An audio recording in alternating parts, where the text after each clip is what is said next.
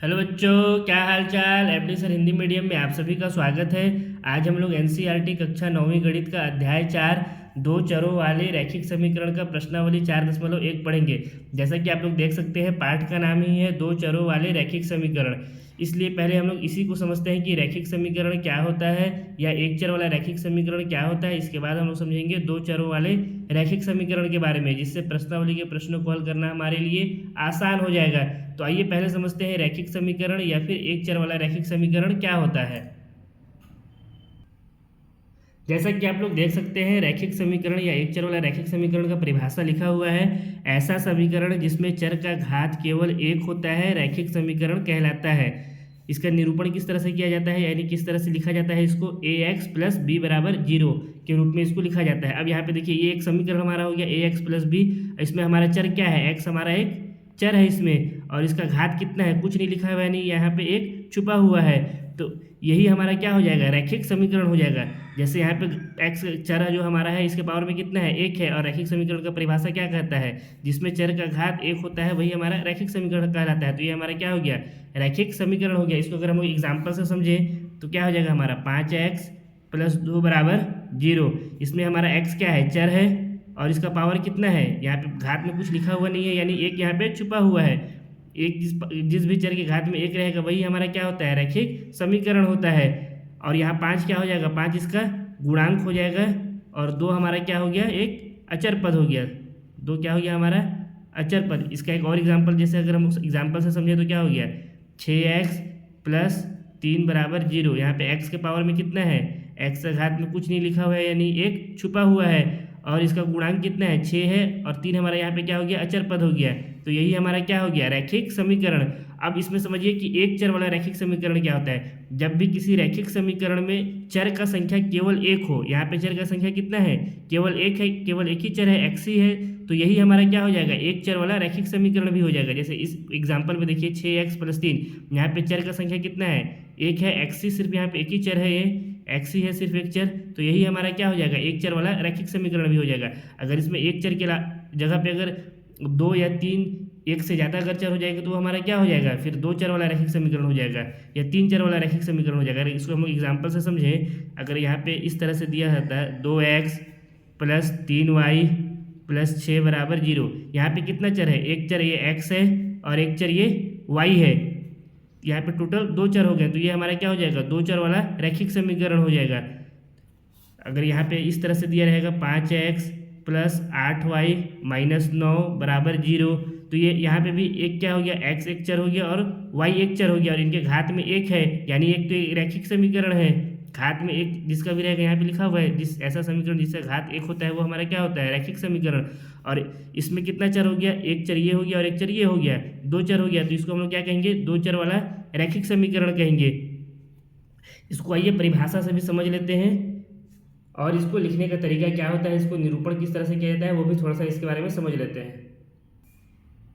अब इसी समीकरण को हम लोग यहाँ पे परिभाषा के रूप में समझते हैं कि दो चर वाला रैखिक समीकरण क्या होता है। जिस रैखिक समीकरण में चरों की संख्या 2 होती है, दो चरों वाला रैखिक समीकरण कहलाता है। ये हमारा एक रैखिक समीकरण था, इसमें चरों की संख्या 2 है, एक चर x है, एक चर y है, तो यही हमारा क्या हो गया, दो चरों वाला रैखिक समीकरण। इसको हम लोग किस तरह से लिखते हैं, निरूपित किस तरह से करते हैं, ax plus B Y plus C बराबर 0।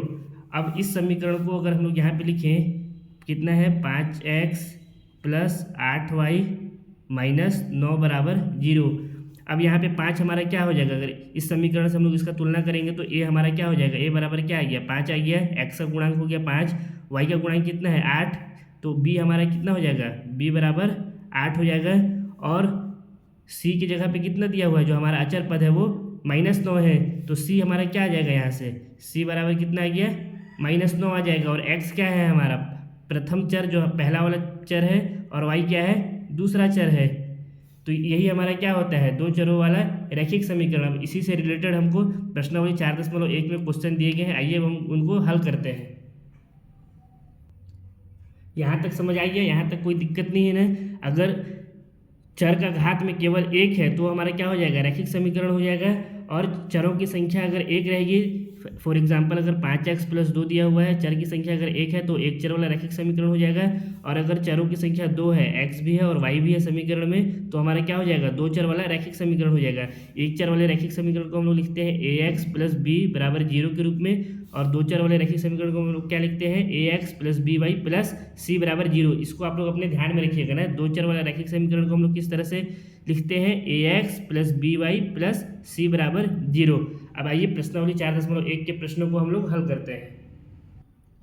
प्रश्नावली 4.1 का पहला क्वेश्चन दिया हुआ है, एक नोटबुक की कीमत एक कलम की कीमत से 2 गुनी है। इस कथन को निरूपित करने के लिए दो चरों वाला एक रैखिक समीकरण लिखिए। यहाँ पे हम लोगों को एक दे दिया गया है समस्या, जिसका हम लोगों को क्या करना है, दो चरों वाला रैखिक समीकरण बनाना है। यहाँ पे हम लोग को एक संकेत भी दिया है, मान लीजिए नोटबुक की कीमत x रुपये और कलम की कीमत y रुपये है। तो पहले तो हम लोग को जो मानने के लिए बोला है, हम लोग इसको क्या करते हैं, मान लेते हैं। इसके हल में लिखते हैं, माना नोटबुक की कीमत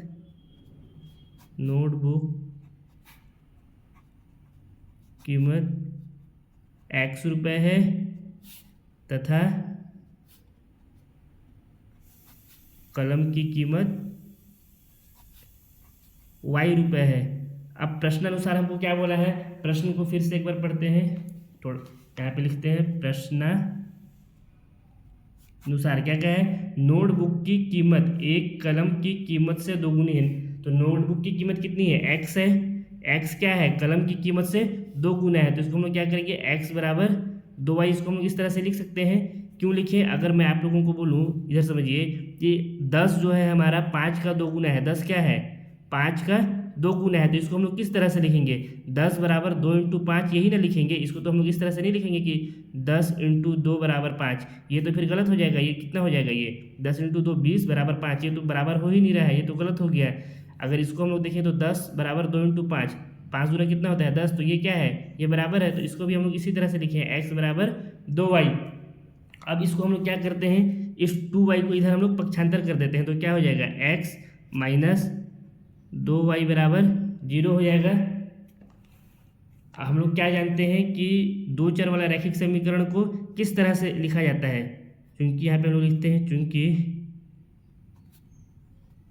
हम जानते हैं दो चर वाला रैखिक समीकरण क्या होता है, ax plus by plus c बराबर 0, यही होता है। अब इस समीकरण में अगर देखिए x का तो एक टर्म यहाँ पे लिखा हुआ है, y का भी एक टर्म दिया हुआ है, लेकिन जो c है हमारा अचर पद, ये इसमें नहीं दिया हुआ है। तो इसको हम लोग क्या कर सकते हैं, इसको हम लोग किस तरह से लिख सकते हैं, या तो आप यहाँ पे भी आंसर चाहे तो छोड़ सकते हैं, ये भी आपका आंसर बिल्कुल सही हो जाएगा। नहीं तो अगर आप लोग चाहें तो इसको लिख सकते हैं, x माइनस 2y प्लस 0 बराबर 0। ये 0 क्या है, ये c का मान है, c यहाँ पे दिया हुआ नहीं है, यानी c को 0 अगर लिख देंगे तो इस समीकरण में अगर हम लोग 0 ऐड भी कर देंगे तो कोई दिक्कत होगा नहीं। ये भी हमारा क्या हो गया, आंसर हो गया। या फिर इसको हम क्या लिख सकते हैं, x माइनस 2y बराबर 0, ये भी हमारा क्या हो गया, आंसर हो गया। यहाँ से a हमारा क्या आ जाएगा, x का गुणांक कितना है, यहाँ पे एक x का गुणांक आ जाएगा, और b कितना हो जाएगा, b हो जाएगा हमारा -2, और c कितना आ जाएगा, c आ गया हमारा 0।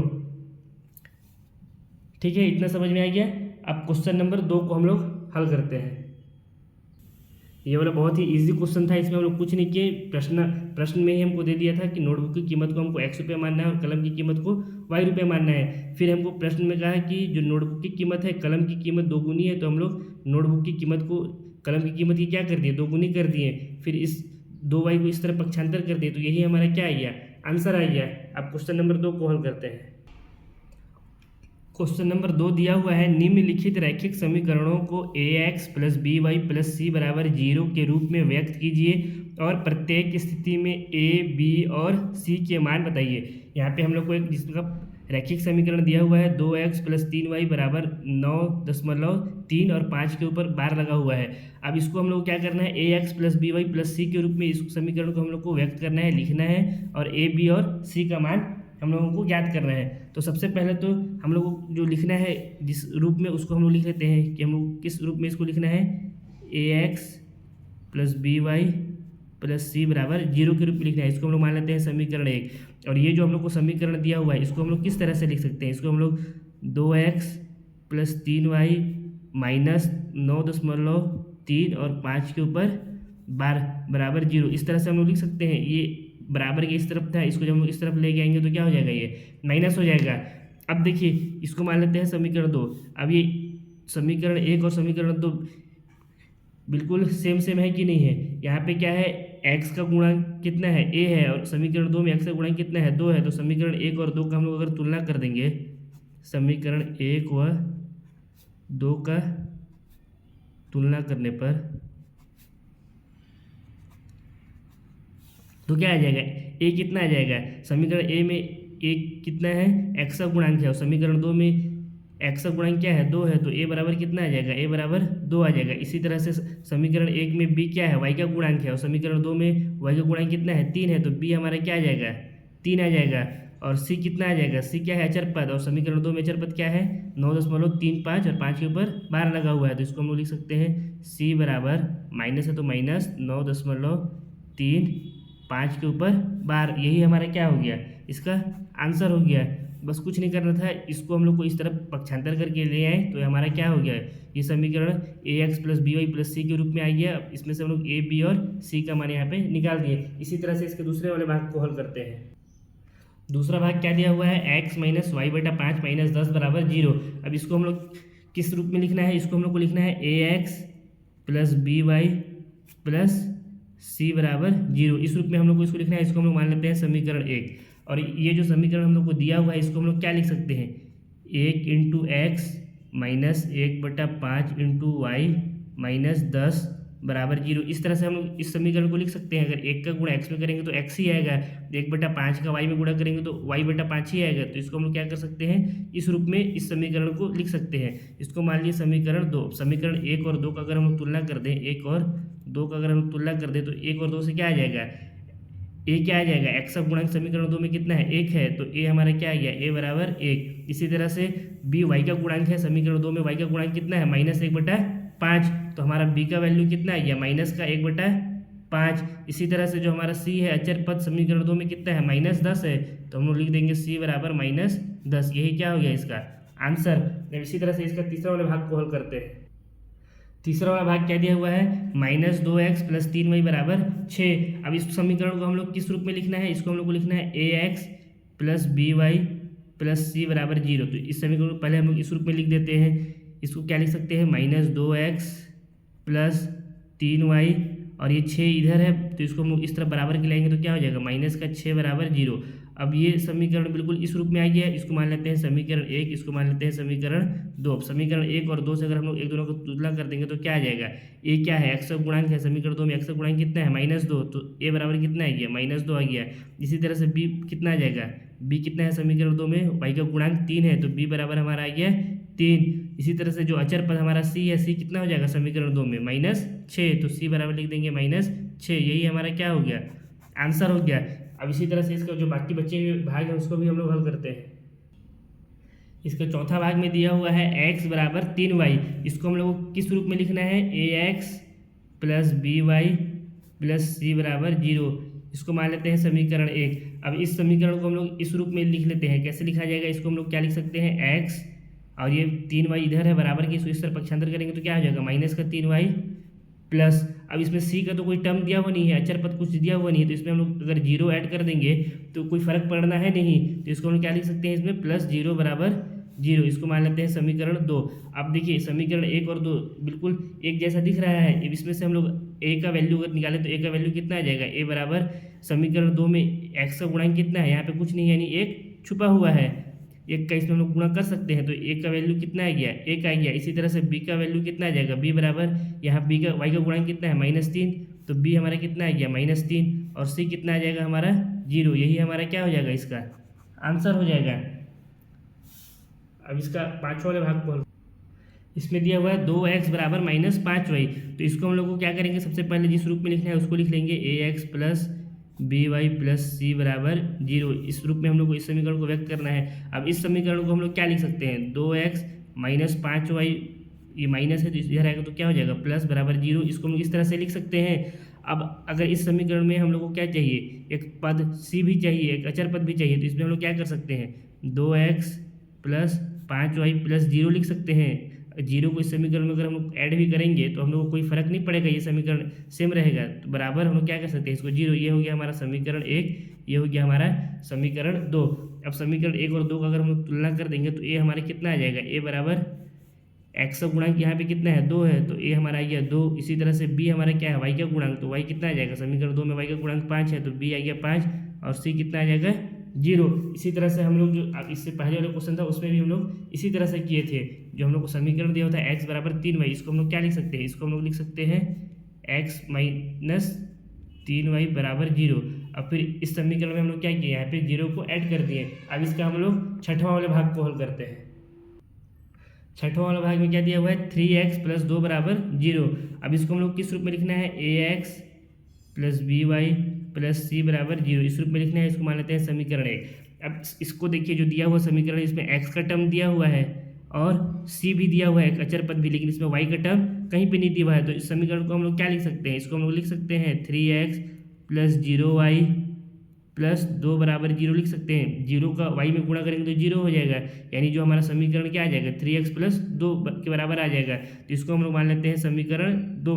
अब समीकरण 1 और 2 से हम लोग क्या मिल जाएगा, a का वैल्यू क्या आ जाएगा, इसमें समीकरण 2 में x का गुणा कितना है 3, तो a हमारा क्या आ गया 3। इसी तरह से b क्या आ जाएगा, b बराबर 0 आ जाएगा और c हमारा क्या आ जाएगा, c हमारा आ गया 2। ये हमारा क्या हो गया आंसर। समीकरण किस रूप में आ गया, 3x प्लस 0y प्लस 2 बराबर 0 और इसका ए बी सी का वैल्यू क्या आ गया 3, 0 और 2। अब इसी तरह से इसके अगले वाले पार्ट को हल करते हैं। इसमें दिया हुआ है y माइनस 2 बराबर 0, इसको हम लोग किस रूप में लिखना है, ax plus by plus C बराबर 0। अब इस समीकरण और इस समीकरण को अगर हम लोग ध्यान से देखें तो यहाँ पे y वाला तो टर्म है और साथ ही में अचर पद भी है एक -2, यहाँ पे अचर पद हमारा क्या है c है, लेकिन इसमें x वाला पद नहीं है। तो इस समीकरण को हम लोग क्या लिख सकते हैं, इसको हम लोग लिख सकते हैं 0x प्लस वाई माइनस 2 बराबर 0। इसको हम लोग इस तरह से भी लिख सकते हैं। इसको 0x क्यों लिखें, क्योंकि हम लोग को यहाँ पे क्या चाहिए, एक x वाला पद भी चाहिए और ये y के साथ में गुणांक में कुछ नहीं है, तो हम लोग क्या कर सकते हैं, यहाँ पे एक गुणा में इसके लिख सकते हैं, एक का y में गुणा होगा तो y ही आएगा। अब समीकरण ये हमारा एक, इसको मान लेते हैं, इसको मान लेते हैं हम लोग 2। अब 1 और 2 से हम लोग को क्या मिल गया, a बराबर कितना आ जाएगा, x का गुणांक समीकरण 2 में कितना है 0, तो a हमारा क्या आ गया 0 आ गया। इसी तरह से b हमारा कितना आ जाएगा, y का गुणांक कितना है 2 में 1 है, तो ये हमारा हो गया b बराबर 1 और c हमारा क्या हो जाएगा माइनस का 2 हो जाएगा। अचर पद क्या है कि समीकरण 2 में हमारा कितना है -2, तो ये हमारा क्या हो गया आंसर। समीकरण किस रूप में लिखाएगा, 0x प्लस 1y माइनस 2 और इसका ए बी सी का वैल्यू कितना है 0, 1 माइनस 2। इसका एक लास्ट वाला भाग बचा है, उसको भी हम लोग हल करते हैं। इसका जो लास्ट भाग है उसमें क्या दिया हुआ है 5 बराबर 2x। अब इस समीकरण को हम लोग को किस रूप में लिखना है, ax plus by plus c इस रूप में लिखना है बराबर 0। तो इस समीकरण को हम लोग क्या कर सकते हैं, 5 हम लोग को बराबर के इस तरफ दिया, अगर 5 को हम लोग इस तरफ पक्षांतर कर दे तो क्या हो जाएगा, ये वाला हमारा जो समीकरण दिया हुआ है 0 बराबर 2x माइनस 5 हो जाएगा। क्यों होगा, क्योंकि इधर 5 धनात्मक में इधर आया तो ऋणात्मक हो गया। ये इसको हम लोग किस तरह से लिख सकते हैं, 2x माइनस 5 बराबर 0, इसको हम लोग इस तरह से लिख दिए। ऐसे में थोड़ा सा अजीब लग रहा था, है ना। अब हम लोग को इस समीकरण को क्या लिखना है, इस रूप में लिखना है। इसमें देखिए x वाला पद है इस समीकरण में भी, और क्या है एक पद अचर पद c भी है इसमें, लेकिन y वाला पद इस समीकरण में हम लोग को नहीं दिख रहा है। तो इस समीकरण को हम लोग क्या लिख सकते हैं, 2x प्लस 0y माइनस 5 लिख सकते हैं। 0 का y में गुणा होगा तो 0 आ जाएगा, यानी हमारा यही समीकरण आ गया 2x माइनस 5 बराबर 0। इसको हम लोग मान लेते हैं समीकरण 1 और ये हो गया हमारा समीकरण 2। अब अगर इन दोनों का हम लोग तुलना कर देंगे तो समीकरण 1 में a क्या है, x का गुणांक है और इसमें x का गुणांक कितना है 2, तो a का वैल्यू कितना आ गया हमारा 2 आ गया। इसी तरह से b का मान कितना आ जाएगा, b का मान यहाँ से 0 आ गया और c का मान माइनस का 5 आ गया। यही हमारा क्या हो गया आंसर। ये जो समीकरण दिया हुआ था इसको इस रूप में हम लोग कैसे लिख सकते हैं, 2x प्लस 0y माइनस 5 और ए बी सी का वैल्यू कितना है 2, 0 माइनस 5। यही हमारा आंसर हो गया। इसी के साथ प्रश्नावली 4.1 समाप्त होता है। आशा करता हूँ आप लोगों को ये वीडियो पसंद आया होगा। अगर वीडियो पसंद आया है तो वीडियो को लाइक करें, कमेंट करें, चैनल में नए हैं तो चैनल को सब्सक्राइब करें, साथ ही वीडियो को अपने दोस्तों के साथ शेयर भी करें। अब बहुत जल्द हम लोग अगले प्रश्नावली में मिलेंगे, तब तक के लिए बेस्ट ऑफ लक। और हाँ, इस पूरे वीडियो का PDF आप लोग को MD सर के टेलीग्राम चैनल पर मिल जाएगा। अगर आप लोग को इस वीडियो का PDF चाहिए तो आप लोग टेलीग्राम चैनल को ज्वाइन कर सकते हैं। टेलीग्राम का लिंक आप लोगों को डिस्क्रिप्शन बॉक्स में मिल जाएगा।